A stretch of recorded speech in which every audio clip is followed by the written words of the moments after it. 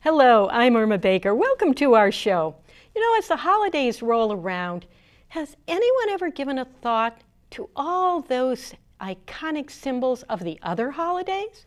Well, we're going to find out right after this message from RSVP and Mature Services. RSVP of Summit County has been making a difference in our community since 1972. RSVP volunteers are increasing the quality of life by participating in programs and organizations that provide important services to the community. RSVP matches personal interests and skills with opportunities to serve. If you're interested in adding more meaning to your life and improving the lives of others, please call 330-253-4597 extension 166. Welcome back. Our guest today is author and entertainer Irv Korman. Irv, so great to have you with us today. Thank you.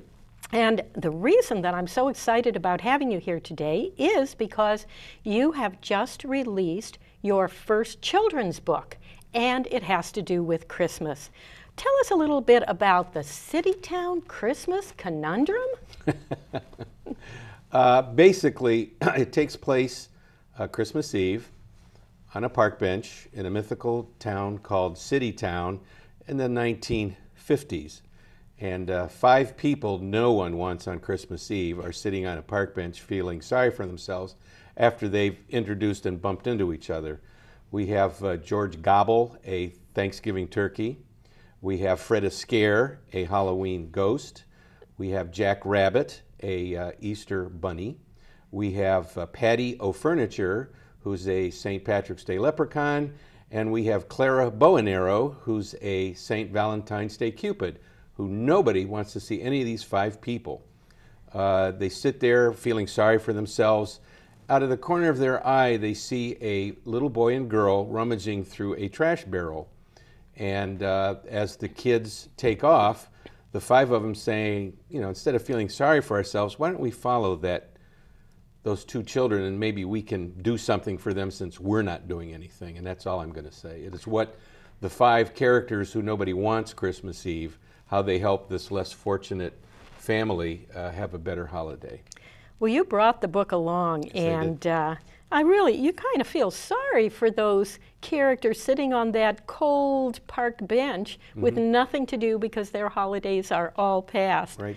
Well, I think that, as I look through it, it looks like this is a book that would be good for any child's age group? I would think anyone from like upper elementary school could read it to younger children. Adults could read it to children. I think any age really, whether it's being read to them or they read it themselves. There's no Santa Claus, there's no religious innuendos or anything like that. It's just what they can do who nobody wants them can do to help somebody. So it's kind of the way that people maybe feel during the holidays, sometimes like the holidays are passing them by, Right. and the people who get all excited about it are the ones who the holiday belongs to. Right. But maybe if you don't quite feel that way or you feel a little out of step, this is a book anybody Right. could read. Well, people should feel that way all year long, but it's like on certain holidays. I used to work for the Children's Home in Summit County, and when Easter would roll around, it'd be like, oh, Mr. Korman, do we have to go on another Easter egg hunt? Because people would think of them at Christmas and at Easter, and the rest of the year, nothing. So if they could spread it out over 365 days, you know, maybe the children would have something to do all the time instead of being deluged on holidays, which is a nice thing to do, but that's just the way people are. So. Well, that brings up the point then, is that why you wrote the book? I mean, you haven't written a children's book before. No. I have about 30 file folders at home with story ideas. And how I came to write that one, I had notes on it. You know, my father always taught me to root for the underdog. So you don't want to see those people on Christmas Eve. So I was at the International Exposition Center where Local O'Neill Publishing had a table for the Cleveland Christmas Connection. This was last year. And I sat next to a lady who wrote children's poems. And you're sitting with somebody 3 days, you start talking and talking. And I said, I was working on a book about bullying. where kids pick on a clown because the clown looks different. He's got a big nose, big feet. And I said, that's what I'm working on. And I said, I've also got this great idea for a Christmas story. And I explained it. And she said, did you tell the publisher, James? I said, no. She said, he's at the end of the table. Get down there and tell him. I said, what are you talking about? She said, get off your you-know-what and get down there and tell him. So I mentioned it to James O. Barnes, who's the publisher. And he said, forget the bullying story. I want this one. And I went, okay. So I wrote it. And if I hadn't sat next to that lady, you wouldn't be holding that book right now. So it just happened to be sitting next to her and mentioning the story idea. And she pushed me to talk to the publisher, and he wanted it, so there it is. Now, you never really know when you speak to somebody or you find yourself in a place what it's going to lead to, and certainly nothing you planned. No, it's what makes life exciting, I think. Now, you have, when you talk about making life exciting, you have multiple personalities, and I don't mean that in a psychopathic way or anything like that, My wife but you are playing Santa Claus. Correct. Yeah. I know that you go out at the holiday season and play Santa Claus. Right. You have an alter ego as, some other characters as well. The Magician. Mildew the Mundane, the old broken down magician. Broken down magician. And who's the other one? Marlowe the Magic Clown. Right. And how did you come to be so many different characters?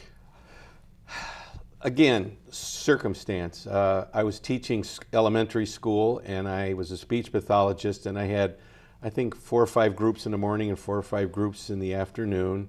And 2 friends of mine, one a podiatrist and one a dentist, said that when children came into their practice, they were afraid of the white coat and the medicinal smell. So they decided the University of Akron had a continuing education course in magic, to do with like pennies and rubber bands and string and household items. And they said, you teach school, why don't you come along? So I said, okay. So I learned things, and if the kids in my group were good, I would do a magic trick, or illusion, as magicians like to say. And they would say, you're going to do a trick, Mr. Korman? I said, well, let's see how you are today. And if they were good, they would do that. And it also let me do the illusion over and over and over till I perfected it. And then I thought, okay, I don't know many millionaire teachers. What if I started doing birthday parties as a magician? And then I thought a step further, I could get a tuxedo and I could get my stuff, but what if I did a magic trick and I messed up? I'd be dead. So I thought, what if I did it as a clown? And luckily, about that time, things led to things, and I wrote McDonald's and asked, what's your qualification for Ronald? Because I could do magic. I have a master's degree in theater, and I work with kids. They happen to be looking for one for the Canton area. So I did that, and then when I wasn't Ronald, I developed a totally opposite character, Marlowe the Magic Clown, who's very down, very quiet, very unassuming, and he's poor, whereas Ronald is, all over the place. And then I started doing birthday parties as Marlowe, and that helped, income-wise. And that started Ronald started 1975 till 1989, and Marlowe was 1978 till the present day. As a matter of fact, Saturday I'm doing a Christmas party for the burn unit children at Children's Hospital as Marlowe. Oh, you've really taken those skills and those talents and put them to good use in the community. I've been very lucky. Well, I want to get back to the writing. Because first of all, we didn't tell people where they can get your book. Oh, okay. This book just came out Monday, December 1st. As of right now today, you can get it on 2 websites. The publisher at www.loconeal.com, and you can get it on www.amazon.com. If you live in Akron, Weathervane Community Playhouse will have it in their gift shop starting next week. I will be on Sunday, December 7th at the Learned Owl Bookshop on Main Street in Hudson, Ohio from 1 to 3. You can get it that way. I think eventually within another week or 2 you could probably get it on Barnes & Noble and Books A Million website. Well, those are some good places, and it sounds like it would be an ideal gift for a grandparent to give to a grandchild, or to have at home to read to the grandchildren when they come over. But this isn't your first book. It's your first children's book, but you have written several other books. Tell us about them. I was lucky enough to be in community theater and get a master's degree in theater, and I was lucky enough to do a play at Carousel Dinner Theater in Ravenna with Mickey Rooney for a month in 1973, and I started writing play reviews for local publications in the northeastern Ohio area. And in doing so, as a freelancer, the entertainment editor would call and say, hey, Milton Berle's going to be in town at the Tangier restaurant, the Sultan's Cabaret. Why don't you interview him over the phone a week before and then review his act? And I went, twist my arm, sure, why not? So over 30 years, from 1978 to 2008, I interviewed 100, 150 celebrities that the good thing was they were appearing in northeastern Ohio. I didn't have to go to Hollywood. I didn't have to go to New York. I didn't have to go anywhere. They were in Cleveland or Akron or northeastern Ohio. They came here. And over the years, I kept files on each entertainer.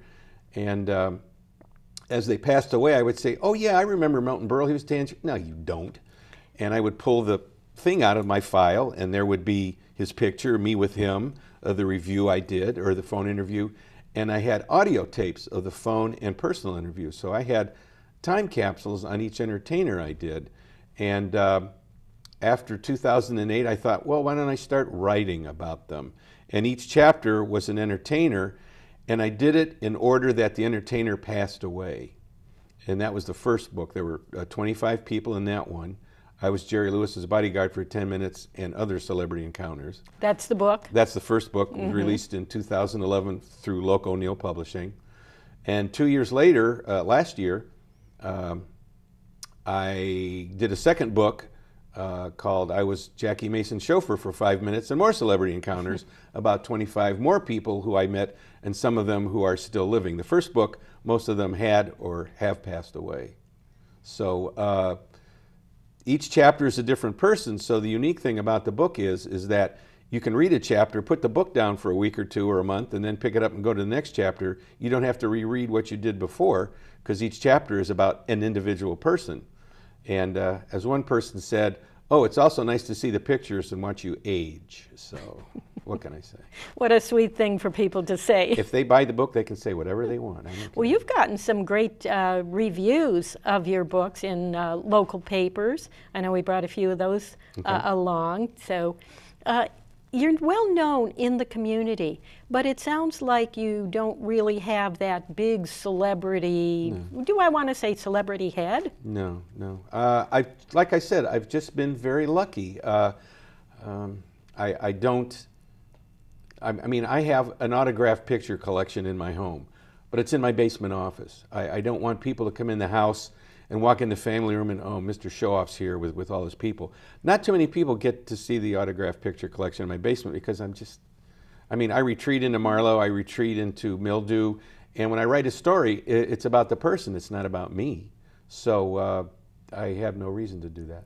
Do you think that some of that has to do with your long experience as a teacher, where you were more interested in helping students to achieve their potential rather than being the showman in front of the class? I think that's quite possible. I mean, when people are off stage, they're off stage. I mean, they have an on-stage persona, and the problem is people think that on-stage persona, or the part they're in, is how they really are, when it's not true. If there are a lot of famous people like Johnny Carson or Steve Allen, when they're at a party, they sit in a corner of the room and they're just quiet, unassuming, but you get them in front of an audience and they're just electrifying. They just open up and they're there, but one-on-one, they're just average, and I guess that's me.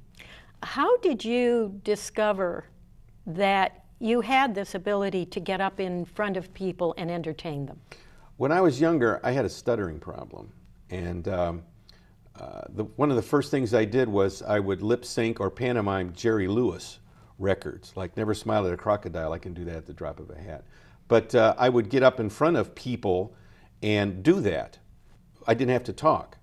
And there were people, like when I would get into junior high and high school, who were, you know, the athletes and the jocks and the big guys, you know, and they'd get all the girls, and they would get on stage and they couldn't do a darn thing. Whereas I could get on stage and do it. I could do something they couldn't do.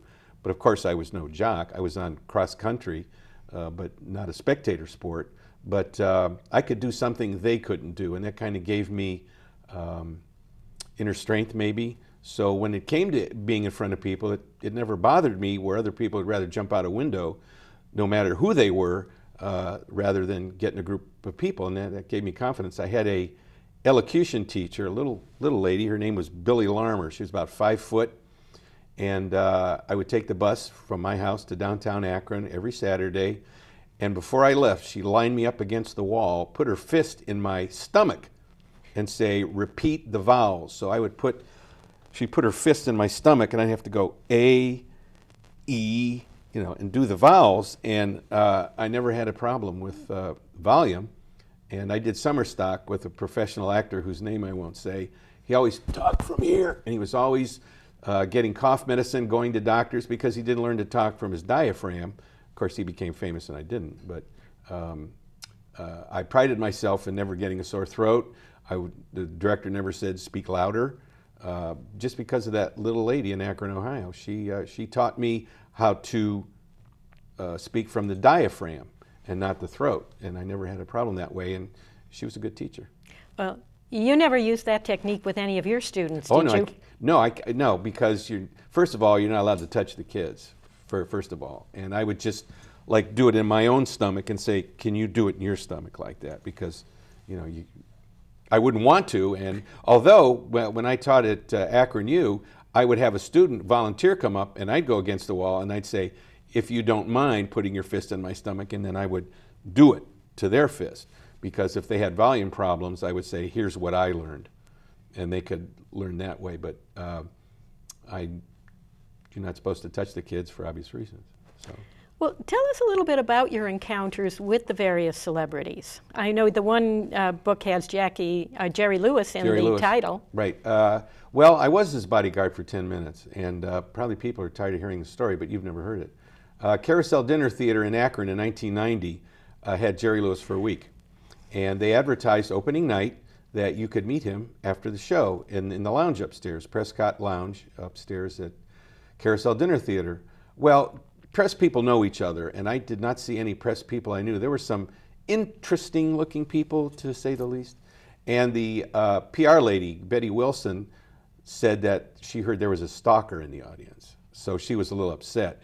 And the group sales lady, Virginia Kankler's son, was there. His name was Dennis Kankler. He was police chief in Brecksville. He was about 6'4", 250 pounds. He looked like a bodyguard. So he comes up to me, because I know him, and he says, "Irv, you and I are going to guard Jerry Lewis." And I went, "Huh?" Because I'm 5'9", 168 pounds. Mm-hmm. So he said, "There's a lectern over there. You're going to stand on one side, I'm going to stand on the other, and we're going to stand there like this and face the audience, giving the illusion that we're his bodyguards." I went, "Okay." So I pretended from acting I was a bodyguard. So Jerry came out. He said, "Thank you, ladies and gentlemen, for coming. I appreciate it." And one lady said, "Jerry, would you sign my muscular dystrophy poster?" And he said, "Ma'am, I cannot do that." He said, "Because if I sign that for you, I'll have to sign everybody's